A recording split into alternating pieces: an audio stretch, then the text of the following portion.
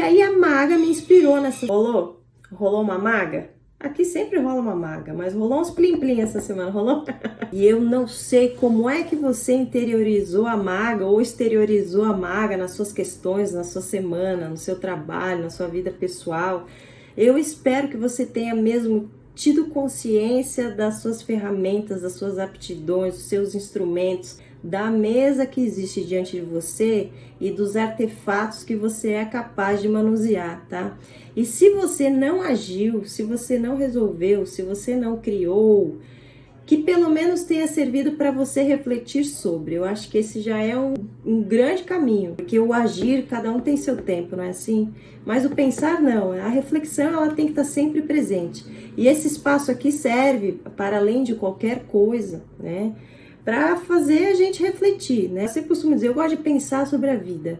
O tarô veio também para me ajudar a pensar sobre a vida. Inclusive, na minha profissão, eu penso muito sobre a vida.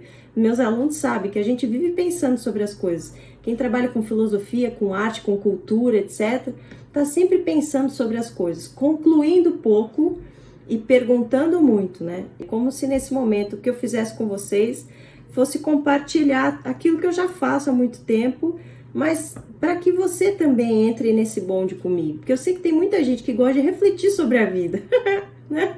Tem muita gente que gosta de pensar sobre a vida. O triste é quando você percebe que a maioria das pessoas não está interessada em pensar em nada, né? E aí esse agir, que é o agir da carta da maga, que pede esse agir, ela passa antes de qualquer coisa pela consciência, pela reflexão, pela interiorização, pela racionalização dos aspectos que muitas vezes estão inconscientes, né?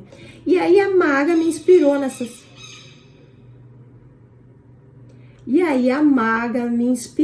semana e eu resolvi fazer um negócio diferente. Eu resolvi separar um tarô diferente, que é um tarô que eu tenho um clássico, um Marcélia clássico aqui, que eu ganhei de pessoas muito especiais, as minhas amigas. E eu decidi separar apenas os arcanos maiores, que são 22 cartas, tá? E o que eu vou fazer aqui? Ao invés de eu tirar uma carta pra gente pensar, eu vou tirar duas. Mas você só vai escolher uma.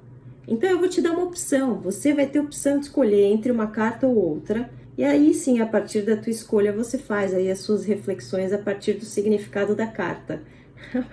Hoje nós não teremos deslizamento de cartas, porque essa carta aqui não desliza nessa mesa, porque a mesa é muito lisa, essa carta tá muito lisa, mas como nós temos poucas cartas, são só 22 arcanos, nós vamos abrir num leque, e vocês vão me acompanhar aí, tá?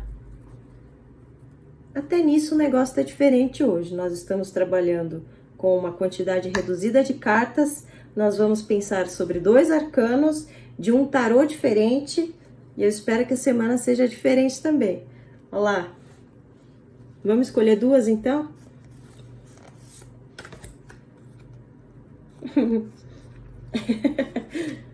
Olha lá, beleza.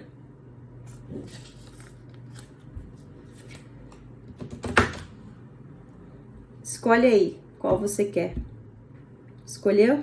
Então vamos lá, vamos abrir as cartas, tá? Quem escolheu essa carta aqui? Essa carta é uma carta que já apareceu por aqui, é a carta da força, dá uma olhada. Então vocês acompanhem essa cartinha aí, que é uma carta poderosa. Eu adoro essa carta e me inspira demais. É o arcano número 11, um arcano maior, o arcano da força. E nós vemos aí nessa simbologia, nessa representação desse tarô de Marcélia especificamente, uma donzela e um leão. Esses 2 pontos aparecem em muitos tarôs, a donzela e o leão, mas de formas diferentes. Eu ainda falei sobre o tarô do Musha na outra semana, e no tarô de Musha, essa donzela e o leão estão numa relação mais doce. Em alguns tarôs existe uma representação da donzela com o leão numa luta poderosa, luta física inclusive, né? O leão aqui representa aspectos internos seus que podem estar relacionados aos seus sentimentos, ao seu ego, aquilo que você deve domar dentro de você. O que é que você deve domar dentro de você? Que se você não domar, vai te engolir e vai te devorar. O que que é? São seus sentimentos, é a sua impulsividade, é o seu comportamento autossabotador. ilusões, raiva. A gente precisa conhecer esses leões, onde é que eles estão, onde é que eles moram, né? Quando é que eu os acesso ou quando é que eles vêm à tona? Quais são os gatilhos que fazem esse leão aparecer? E quando ele aparece, o que eu devo fazer? Como é que eu devo domar esse leão? Inclusive, essa carta tem um ensinamento muito parecido com o ensinamento da carta do diabo, que também fala sobre isso. De uma outra forma, é claro, mas também traz ensinamentos muito interessantes em relação àquilo que a gente deve cuidar de dentro de nós, né? Então, assim como o diabo fala sobre o diabo estar dentro de nós, né? Não é o caso aqui da discussão, mas a força também fala sobre domar um leão que está dentro de nós. Como é que você vai domar esse leão? Né? Às vezes é preciso sensibilidade, às vezes é preciso intelecto, às vezes é preciso terapia, às vezes é preciso diálogo, eu não sei.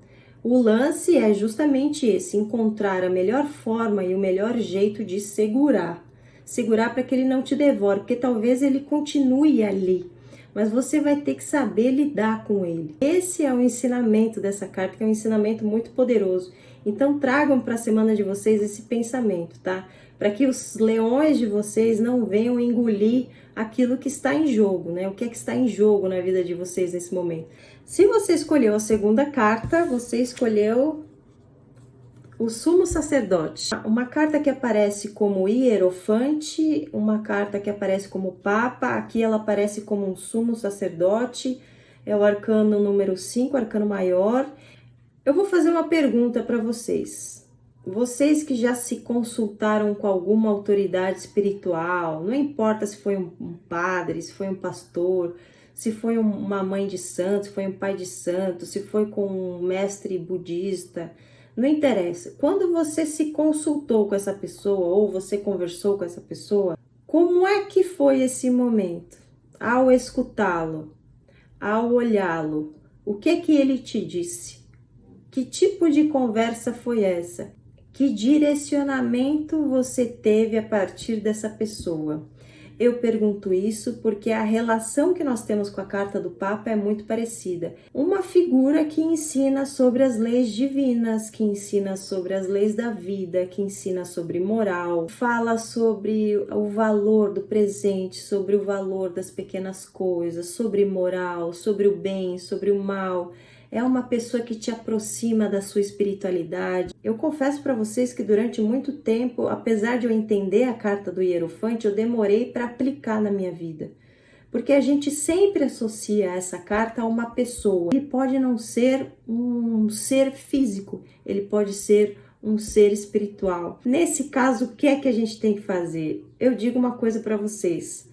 O Hierofante é o seu mentor, é o seu professor invisível, é aquele que te guia, te guarda e não te abandona. Você pode dar o nome que você quiser, é o seu guia, o seu mentor, é o seu anjo da guarda, é a sua guardiã, é a sua bruxa, é a força dos 4 elementos, são os amigos das estrelas.